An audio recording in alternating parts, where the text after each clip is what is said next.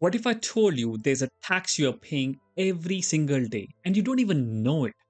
It's not income tax, it's not sales tax, it is not something categorized as a new tax when you buy shoes. It's something far more sneaky.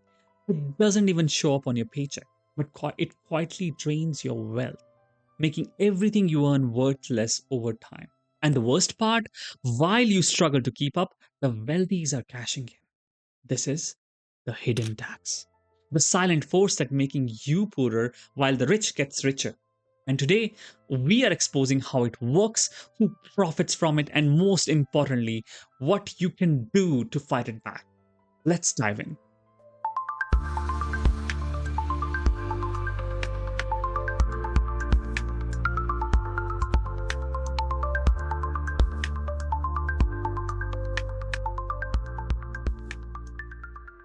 Let's start with the recent past. From 2019 to 2024, the household income, median household income went up from 68,700 to 80,610. That's 17.3% increase. But here's the kicker. Check the inflation. Between 2019 and 2024, prices went up by cumulative 23.2%. This means in real terms, your paycheck probably lost the value. You're working harder, but you are getting poorer. Think about that. You're running a treadmill and you are actually going backwards. And who's benefiting?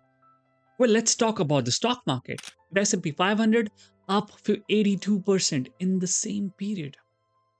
If we talk about SPY ETF, it started at $238, now it's 574. It's more than double. Why? Because of the dividend payments added into the SPY ETF.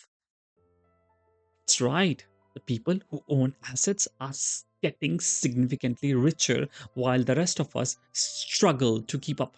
Now, and you will say, this is crap. Why 2019 to 2024? Let's take a long back. This isn't just a recent thing, though. This has been happening from decades. Let's go back to 1971. In 1971, the median family income was just 10,290. By 2023, it's 80,610. It's 683% increase, right? But again, let's do the adjustment for inflation. Here's the calculator for you. But based on the CPI, 1971 $100 is worth 779.71. That means that income growth is lower than inflation. You want to talk about your important things? Cars up 12.9%. A report indicated from 1971 a car is bought at price of average of $4,000 is now costing 48,000. It's 12-fold increase. You talk about college tuitions about your kids, it's up 29% for Ivy League colleges. That's an astronomical increase that far outpaces the income growth. If you talk about the healthcare from 1971 to 2024, cost of healthcare was $400. Now it's $15,000.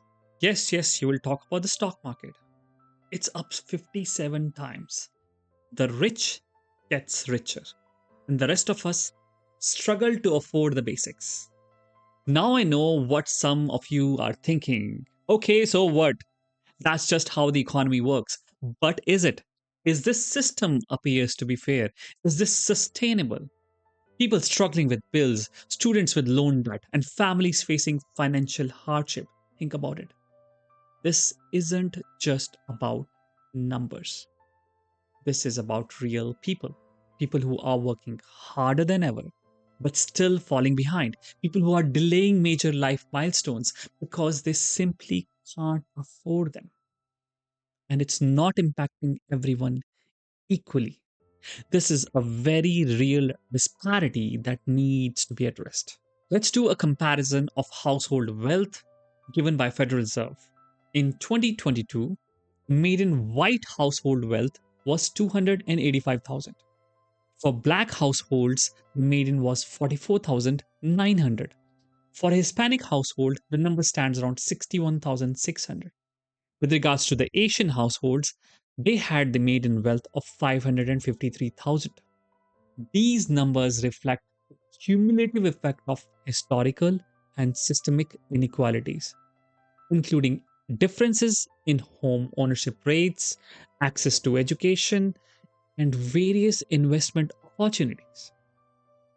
If I do a comparison of their income, in 2022, the median income for white households stands around 81,000, while for black households, it was approximately 52,000. Hispanic stands for 62,000. Asian households has a median income of 108,000.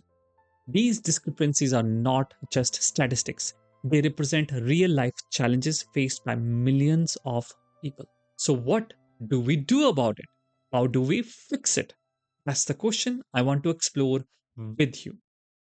I don't have all the answers, but I do think it's crucial to understand we start asking these questions and actually take actions.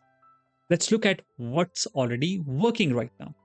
First, let's start about the financial education. Yes, knowledge is power, and people are taking it. They are taking the control. If I take an example of Chicago, there's a Money Smart program by FDIC that has helped over 10,000 low income families learn about budgeting, saving, and investing. These are the three niche skills that shield from inflation bite.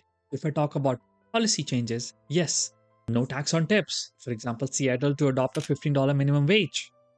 And then there is a power of community. An example of Detroit, urban gardens are cutting grocery costs and barter networks are trending. People are actually trading skills like plumbing for a childcare to avoid cash hit by inflation. To end this video on a positive note, inflation doesn't have to define your future. It can ignite the change. The truth is, we are all have a stake in this. We all want a better future, and by understanding the hidden tax on of inflation, we can start to build the future together. Thank you for watching, and don't forget to like, comment, and subscribe. And remember, stay curious, stay informed, and let's make a difference.